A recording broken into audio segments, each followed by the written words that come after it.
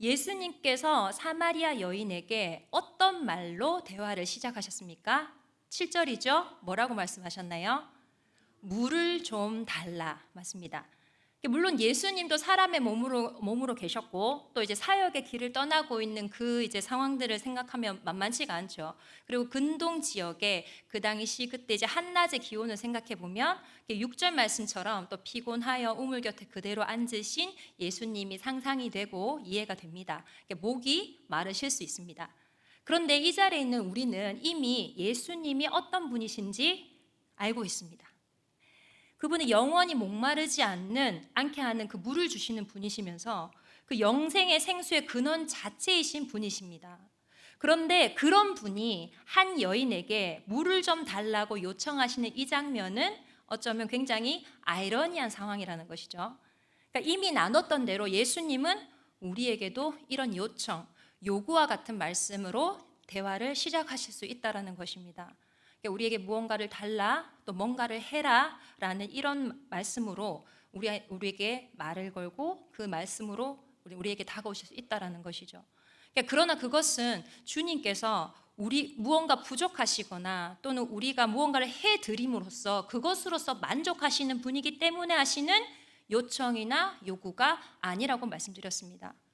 그러니까 결론적으로 하나님은 하나님의 택한 백성에게 하나님의 뜻을 알리고 하나님의 뜻을 요구하기를 원하시는 분이십니다. 그렇기 때문에 하나님 자신이 그 요구와 요청과 같은 그런 말씀을 통해서 하나님 자신이 누구신지 가르치기 위함인 것이고, 그리고 또 그 하나님의 말씀을 듣고 반응하는 우리는 그 말씀을 반응함으로써 과연 나는 누구인가, 그리고 나는 어떤 위치에 있는가를 스스로 깨닫게 하시기 위한 그런 방법이라고 지난 시간에 우리가 나눴습니다.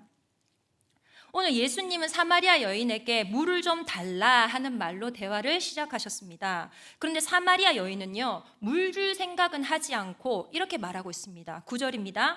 당신은 유대인으로서 어찌하여 사마리아 여자인 나에게 물을 달라 하나이까 하니 이는 유대인이 사마리아인과 상종하지 아니함이로라. 그러니까 지금 사마리아 여인의 대답을 살펴보면 이 여인은 단순히 유대인과 사마리아인의 그 관계가 좋지 않은 좋지 않은 그 관계만 생각하면서 예수님께 오히려 반문하고 있지 않습니까? 그렇다면 사마리아 여인이 이렇게 반문을 했을 때 그 다음에 나올 예수님의 자연스러운 대답은 뭐라고 생각했을까요? 그러니까 아니야, 나는 다른 유대인과는 생각이 달라. 그러니까 그냥 물 좀 줘. 이런 대화라면 조금 더 자연스러울 수 있잖아요.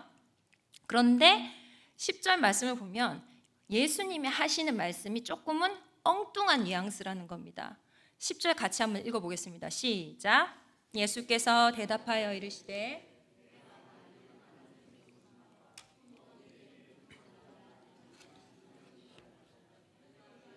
구하였을 것이요 그가 생수를 내게 주었으리라. 아멘. 그러니까 결국 예수님이 말씀하고자 하신 것은 사마리아 여인이 지금 가지고 있는 문제점이 무엇인지를 드러내는 말씀이신 것이죠. 그러니까 자기 앞에 오신 그 예수가 누구인지 모르고 단지 그녀는 유대인으로만 보면서 사마리아 사람인 자신과의 그 관계에서만 예수님을 대했던 것입니다. 그러니까 예수가 누구인지 알았다면 당연히 구할 수밖에 없는 그것에 대해서 전혀 구하고 있지 않다. 이것을 지금 10절 말씀을 통해서 지적하고 계시는 것입니다. 물론 여러분, 사마리아 여인이 하나님의 선물이 무엇인지 그리고 그 선물을 주시는 예수님이 누구신지를 모르는 것은 당연할 수가 있죠. 예수님에 대해서 들어본 적도 없고 예수님에 대한 그 사전 정보를 들었다라고도 말할 수 없기 때문입니다. 그러니까 유대인과 사마리아인과의 그 관계의 관점에서만 말할 수밖에 없었던 것이죠. 그러면 이것과 비교해서 지금 이 말씀을 듣고 있는 오늘 우리는 어떻습니까? 우리는 예수님이 누구신지를 안다고 고백하는 신자입니다. 그러면은 예수님이 누구신지 안다면 결국 그 예수님께 구해야 할 것은 무엇입니까? 오늘 본문 말씀대로 한다면 예수님께 구할 것은 하나님의 선물을 구해야 할 것이고 그 선물은 결국 생수, 영원한 그 생명을 허락하는 그 생수여야 할 것입니다. 그런데 과연 이 자리에 있는 우리는 예수님께 무엇을 구하고 계십니까? 하나님의 선물입니까? 아니면 또 다른 무엇입니까? 예수님께 구해야 할 것을 구하지 않고 있다면 그것은 우리의 초점이 뭔가 다른 데 있다라는 것입니다. 그래서 서두에 말씀드린 것처럼 이런 관점에서 주님은 우리에게 어떤 요구나 요청의 말씀을 하심으로써 우리에게 대화를 시작하시는데, 그것이 바로 하나님이 누구신지, 하나님의 선물이 무엇인지, 그리고 그 말씀에 대해서 듣고 반응하는 내가 누구인지를 깨닫도록 하기 위해서 우리에게 계속해서 말씀하고 질문하고 계신다는 것입니다. 여러분, 예수님과 사마리아 여인과의 그 개인적이고도 특별한 대화를 통해서 말씀하시고자 하는 것을 알려면은, 지난주에 잠깐 말씀드렸는데 이 4장의 대화 앞에 3장에서 누구와의 대화가 있다고 말씀드렸나요? 니고데모와 예수님과의 대화가 있다고 말씀드렸습니다. 그래서 이 니고데모와 예수님과의 대화, 사마리아 여인과 예수님의 대화, 이 두 대화를 같이 우리가 비교할 수밖에 없습니다. 그러니까 나중에 알겠지만 각기 따로따로의 이야기를 해서 여기에서 얻는 교훈을 따로따로 얻고자 하는 것이 아니라 이 두 이야기를 같이 연결시킴으로써 두 사람을 비교해서 등장시킴으로, 그러니까 뭔가를 지금 말씀하고자 하시는 것이죠. 그러니까 니고데모는 여러분은 잘 아시다시피 신앙에 있어서만큼은 부족함이 없는 그런 완벽한 조건을 가지고 있는 사람이었죠. 유대인의 지도자이고 바리새인이었습니다. 그리고 그는 율법에 철저한 사람이었죠. 학식으로나 종교적인 그 하나님에 대한 그 열심, 뭐 하나 부족함이 없었기 때문에 유대인들의 존경심을 받고 랍비라 불리면서 존경을 받은 사람이었습니다. 그래서 구원에 있어서만큼, 믿음에 있어서만큼은 부족함이 없다고 보여지는 그런 사람이었습니다. 근데 그런 사람이 예수님을 찾아왔죠. 그런 니고데모에게 예수님이 뭐라고 얘기하셨습니까? 성령으로 거듭나야 한다. 거듭남에 대해서 말씀을 하셨습니다. 기억이 나시죠? 그러니까 결국 그 거듭남에 대해서 얘기하는 것은 네가 천국을 가는 것, 하나님 나라를 가는 것, 그 모든 것은 너의 종교적인 열심이나 어떤 눈에 보이는 그런 완벽한 조건들이 아니다. 오직 성령으로서만 가능한 일이다. 하지만 그 성령으로 가능한 건 역시 너의 조건, 너의 힘으로 되는 것이 아니다라는 것으로 지금 가르쳐 주셨던 것입니다. 그러니까 이 모든 말은, 예수님이 지금 니고데모에게 하셨던 말은 종교적으로 완벽한 조건을 갖춘 니고데모의 모든 것을 부정하는 말씀이셨던 것입니다. 무너뜨리는 말씀이셨던 것이죠. 그래서 결국 이 거듭남의 말씀을 통해서 인간은 그 어떤 조건을 다 갖췄다 할지라도 구원에 있어서만큼은 그 어떤 아무런 희망이나 가능성도 없다, 가능성을 가질 수 없는 존재라는 것을 가르쳐 주신 것입니다. 자, 그러면 그 니고데모의 대화에서 알려주신 것은 그런 의도이셨는데, 사마리아 여인에게 하신 그 말씀을 통해서 보면 무엇입니까? 그러니까 내게 물 좀 달라 하는 이가 누구인 줄 알았더라면 네가 그에게 구하였을 것이요 그가 생수를 내게 주었으리라. 자, 말씀 한번 잘 보십시오. 네가 구했다면 생수를 주신다. 그러면은 구하면은 된다, 이런 말씀이시죠? 그럼 이건 약간 뉘앙스가 어떤가요? 니고데모한테는 절망이다, 너 스스로 가능성 없다, 희망 없다, 이런 뉘앙스인데 네가 알았다면 구했을 것이고 구했다면 줄 것이다, 뭔가 희망적인 이야기, 가능성의 이야기, 그런 뉘앙스라는 것이죠. 자, 여러분, 사마리아 여인과 니고데모를 이거 비교하면 전혀 반대의 위치라고 볼 수 있는 사람인 것입니다. 그러니까 사마리아 여인은 유대인이 무시한 사람이었죠. 그런데 유대인이 볼 때는 구원과는 전혀 거리가 먼 그런 사람들이 사마리아 사람이었습니다. 더군다나 예수님이 만난 사마리아 여인은 뒤에 나오지만 남편이 5이나 된다고 했습니다. 여러분, 이게 서양 교회의 그 전통적인 해석의 관점에서 보면은 이런 말들로 사실 많이 해석이 되는 경우가 많았습니다. 여자가 남편이 5이었다, 이 얘기로 단순히 그 여자의 어떤 그런 관계라든지 남자를 막 너무 좋아한다거나 그런 성적으로 문란한 그런 관점으로 이 사마리아 여인을 바라보면서 어떤 사마리아 여인의 그 죄됨을, 이런 것들을 이제 포함하는 그런 이야기로 이제 해석을 하는 경우가 많았는데요. 그러니까 여러분, 그 당시 유대 사회의 관점으로 한번 바라보면 좋겠습니다. 그 당시 유대 사회에 결혼이나 이혼, 다시 재혼하는 문제에 있어서 누가 주도적으로 그 주도권을 가져갔을까요? 남자였을까요? 여자였을까요? 남자였습니다. 결혼의 문제에 있어서는 아버지 말을 들었을 것이고, 그리고 이혼의 문제에 있어서도 남편이 여자가 뭐 하나 잘못하면 마음에 들지 않으면 이혼하는 것도 남자가 할 수 있었습니다. 재혼 역시 마찬가지입니다. 여자가 하고 싶다고 해서 나 이 남자 좋아요, 이 남자랑 결혼하고 싶어요 해서 재혼을 할 수 있던 게 아니었던 것이죠. 그러니까 구체적인 저희가 이런 배경은 다 모르지만 그 당시 배경으로, 그 당시 사회적인 역사적인 배경으로 봤을 때 이 여자가 남편이 다섯이 되었다라는 것으로만 가지고 이 여자가 문란했다라고 이렇게 결정 지으면서 정의하면서 이거를 바라봐서는 우리가 폭넓은 이해가 하기 어렵다는 것이죠. 이 이야기는 또 다음에 할 기회가 있을 것 같은데, 어쨌든 이것을 통해서 우리가 그냥 상상을 할 수가 있는 것이죠. 이 여자의 인생이 만만치 않았겠다. 주도권을 가진 남자로 인해서 그 인생이 굉장히 상처받았을 것이고, 그것이 반복되는 그렇게 굉장히 만만치 않은 그런 인생이었다라는 것을 우리가 상상을 할 수가 있는 것입니다. 그리고 그 물기르러 오는 시간대가 한낮이었다고 했습니다. 그러니까 원래 물기는 시간은 그때 그 시간은 보통 더위가 없는, 더위를 피하는 이른 아침이나 저녁 해가 지는 그런 무렵이었을 텐데, 어쨌든 사람들을 피하려는 의도가 있었을 수도 있고요. 그리고 사회적으로 소외되었을 수도 있고, 그래서 이 여인이 물기르러 온 시간은 정오였다는 것입니다. 그러니까 이런 지금 여러 상황으로 볼 때 사마리아 여인은 지금 사회적으로 굉장히 비참하거나 낮은 처지에 있었던 사람이라고 볼 수 있는 것입니다. 그러니까 이런 사회적으로 이렇게 낮고 천한, 이렇게 정의된 자신이 어떤 구원의 관점에 있어서는 전혀 가능성이 없을 것 같은 그런 사람으로 이 여인이 등장하고 있는 것입니다. 자기 스스로도 그렇게 느낄 수도 있고, 다른 사람들 사회적인 관점으로도 이 사람에게는 구원과는 상관이 없는, 말할 가치도 없는 그런 사람으로 지금 등장하고 있는 것입니다. 그러니까 니고데모와 사마리아 여인은 지금 전혀 반대의 상황, 반대의 사람으로 지금 등장하고 있는 것이죠. 그래서 눈으로 볼 때 어떤 구원의 가능성을 가지고 있는 것 같은 니고데모에게는 그 가능성을 완전히 무너뜨리는 그런 말씀을 예수님이 하신 것이고, 반대로 구원에 있어서 우리 눈으로 봤을 때는 아무런 가능성이 없어 보이는 사마리아 여인에게는 네가 구했으면 줬을 것이다 라는 뭔가 희망적인 말씀을 하고 계시는 것입니다.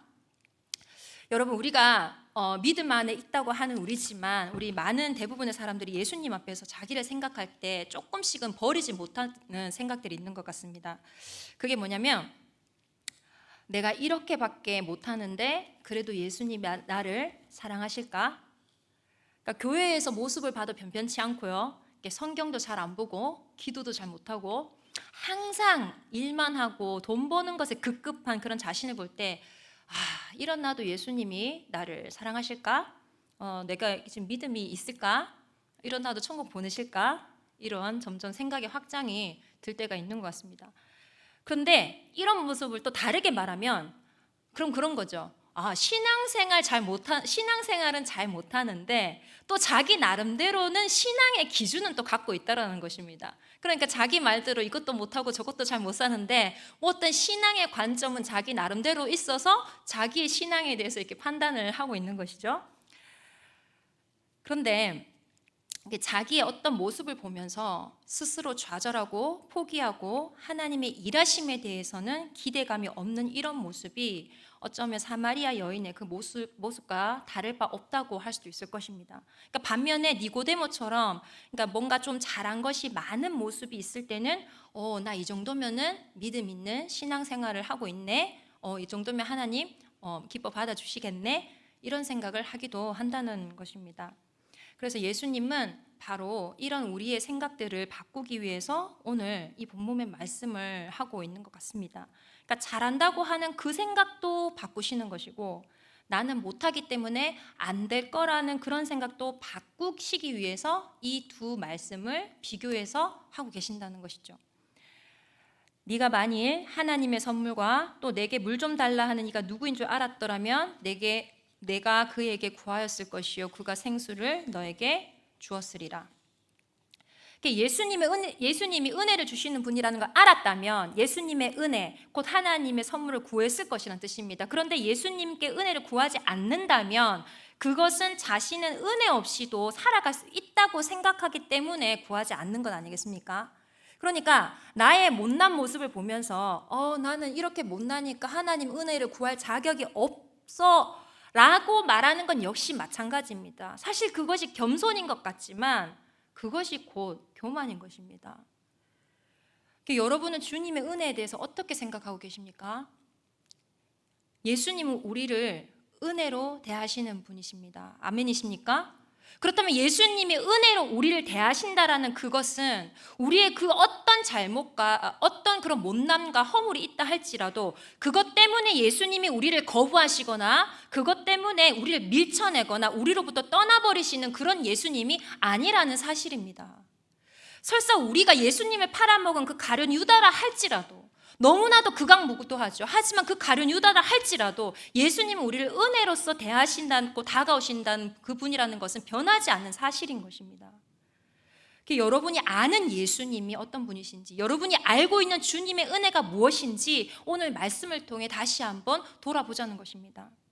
만약 우리가 믿고 있는 그 예수님이 그런 분이라면, 우리의 그 어떤 잘못과 허물도 마다하지 않고 다가오시는 그런 예수님이라면 사마리아 여인처럼 자기 처지만 보고 예수님 오시는 것을 이상하게 여기지 않을 거라 그 말입니다. 마치 내가 술도 못 끊고 담배도 못 끊고 내 마음대로 사는 그런 사람이기 때문에 예수님이 나 같은 사람을 사랑하지 않을 거야, 이런 생각을 하지 않는다는 것이죠. 그렇다고 이 말을 그래 예수님 나 사랑하니까 술도 마시고 담배 좀 피워도 되지, 이렇게 해석하시지는 않겠죠. 지금 예수님의 은혜, 예수님이 누구신지에 대해서 우리가 말하는 그것에 우리가 중점을 뒀으면 좋겠습니다. 그러니까 사마리아 여인이 나 사마리아 사람인데 유대인 당신이 왜 나에게 말을 겁니까? 그러니까 이것과 똑같은 거죠. 그런 모습이 곧 자기 앞에 예수님이 누구인가를 몰랐다는 말과 똑같은 것입니다. 근데 예수님의 은혜에는 그게 없다라는 것입니다. 네가 이런 거 저런 거 잘못했으니까 넌 나에게 다가올 자격이 없어. 나에게 나오고 구할 자격이 없어. 이렇게 말씀하시는 주님이라면 그것은 주님의 은혜가 아닌 것이죠. 은혜를 말하고 있는 예수님이 아니라는 것이죠. 예수님께 나아가지 못하고 구하지 못할 사람이 누구냐면 바로 자기 자신을 보고 사는 사람입니다. 내가 이렇게 못난 사람인데 이런 내가 기도해도 주님께서 들어주실까? 이런 생각으로 자기만 보고 살아가는 사람은 주님 앞에 나올 수도 없고 주님 앞에 구할 수도 없는 것입니다. 여러분, 가룟 유다의 문제가 뭐였습니까? 주님 팔아먹은 거 잘못됐죠. 그런데 가룟 유다는 자기 주님의 은혜를 몰랐던 것입니다. 그 주님의 은혜가 예수를 팔아먹은 자기의 그 못남까지, 자기의 그 죄악까지 모두 다 덮어버리는 그 놀랍고 완전한 그 은총이라는 것, 그 엄청난 은혜라는 그 사실을 몰랐기 때문에 주 앞에 나아오기보다도 자기 목숨을 스스로 끊으면서 자기 양심 지키려는 그걸 선택해버린 것이죠. 우리가 이런 극단적인 모습이 아니기 때문에 우리는 예수님을 안다, 주님의 은혜를 다 안다 라고 말할 수가 있는지 우리가 돌아봤으면 좋겠습니다. 오늘 10절의 말씀을 기억하면서 우리 삶을 돌아봤으면 좋겠습니다. 여러분, 주님을 부른다는 것, 주 앞에 나온다는 것은 주님을 알았기 때문에 되어지는 것입니다. 주님을 아는 자만 주님의 은혜가 뭔가를 알고 하나님의 선물이 뭔가를 아는 자만 자기 어떤 마음, 어떤 것도 그 마음에 두지 않고 주님 앞에 나아올 수가 있는 것이죠. 그러니까 내게 부족함이 차고 넘쳐요. 너무 못났어요. 삶으로 사는 모습을 봐도 너무 별로예요. 하지만 그 부족함이 흘러 넘친다고 할지라도 오히려 주님 불쌍히 여겨주세요. 이런 저를 긍휼히 여겨주세요. 저를 붙들어 주세요. 이런 고백을 하면서까지 주 앞에 나올 수밖에 없게 되어진다는 것입니다. 그것이 주님의 은혜를 완전히 알고 그것을 누리는 자의 고백인 줄 믿습니다. 그래서 지금 니고데모와 사마리아 그 여인의 이야기는 각각의 다른 이야기를 통해서 각각의 어떤 교훈, 각각의 가르침을 이렇게 도출한다기보다 이것이 한 덩어리가 되어서 함께 무엇을 우리에게 말하고자 하는 건지 그것이 있다라는 것을 지금 말하고 있는 것입니다. 여러분, 결국 구원이라고 하는 게 인간이 가지고 있는 조건으로는 절대로 안 되는 것이지 않습니까? 잘했든 못했든 자기 인간의 조건 보지 말자라는 것입니다. 구원이라는 것은 그 주님의 일하심, 구원이란 주님의 일하심, 자신의 그 행하신 그 의로움으로 우리의 모든 것을 덮으시는 한없는 그 주님의 은혜이기 때문에 그것만 보고 주님께 나오자는 것입니다. 여러분, 우리는 늘 말씀에 대해서 많이 실패하잖아요. 실패하는 모습을 많이 볼 수가 있습니다.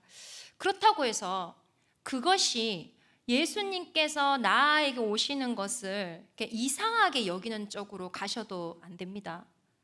또 그렇다고 해서 실패하는 것에 대해서 무감각해서도 안 되겠죠. 다만 우리가 생각할 것은, 우리가 지금 이 자리까지 올 수 있는 것은 우리들의 잘함이 아니라 오직 주님의 은혜가 있었기 때문이고, 또 앞으로도 그 주님의 은혜 때문에 그 주를 믿는 그 믿음에서 벗어나지 않을 사람이라는 것을 우리가 믿음으로 고백하며 나아가는 것입니다. 그게 뭔가요? 내 믿음을 내가 지키는 게 아니라 주님께서 주님이 주신 믿음을 끝까지 붙들어 주시는 주님의 일하심을 믿는 것입니다. 아멘이십니까?